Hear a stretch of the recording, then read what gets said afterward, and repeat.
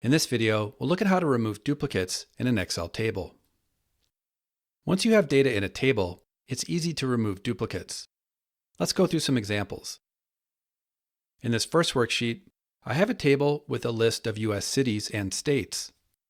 Some of the entries are duplicates. You'll find the Remove Duplicates command on the Data tab of the ribbon in the Data Tools group. Remove Duplicates will display a list of column headers below, with buttons at the top to quickly uncheck and check all columns. In a table with headers, the header checkbox will also be checked. In this case, with both city and state checked, Excel will remove rows where both city and state are the same. If I only want a list of unique states, ignoring city values, I can just uncheck the checkbox for city.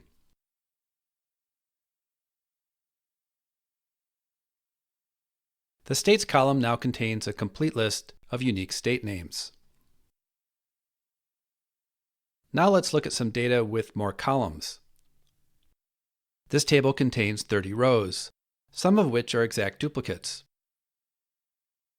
If I just want to remove exact duplicates, in other words, rows where all values are the same, I leave all columns checked.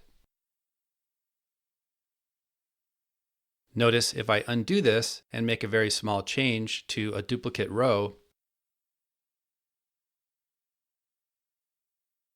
one less duplicate is removed because the row is now unique. If I only want a list of unique cities, I check cities only.